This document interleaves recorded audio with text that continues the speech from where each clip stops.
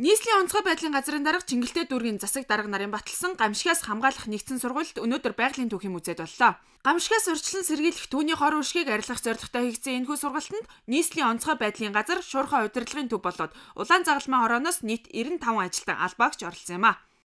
За нийслэлийн онцгой байдлын газар Чингэлтэй дүүргийн онцгой байдлын хэлцээс өнөөдөр байгалийн түүхийн музейд гал унтраах тактикийн сургуулийг хийж байна.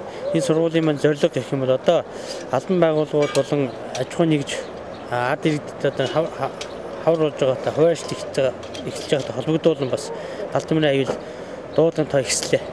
Ингээд одоо байгалийн түүхийн музейн байгууллагын албан хаагчтай мэрэгжлийн байгууллага яаж хамтарч ажилладаг. Мөн улаан загалмай маань одоо нийлээд олон байгууллагууд нийлсэн хамтарсан үйл ажиллагаа явуулахад ямар дадлаг сурвалж хийх юм бэ гэдэг.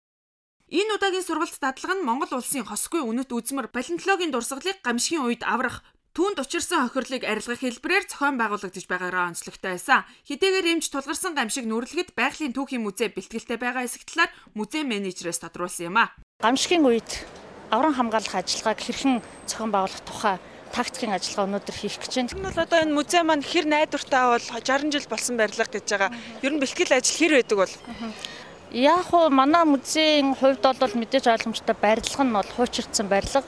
Гэхдээ бид нэр одоогоор үйл ажиллагаа явуулж байгаагийн хувьд гамшигын үед бид нар бас бэлтгэлтэй байх ёстой гэдэг утгаараа бас энэ бэлтгэлийг хийж байгаа.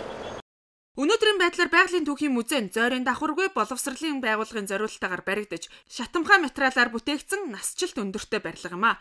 Тиймээс учрах хохирлыг туулж гарах баталгаа багтаа гэдгийг онцгой байдлын албанаас хэлж байлаа. Харин өнөөдөр болсон сургуультаар эдгээрээс хэрхэн сэргийлж ажилчдыг аврах сургалтыг давхар хийсэн юм а. Мэдээг Үлзийдлгэр мөнгөн шагаа.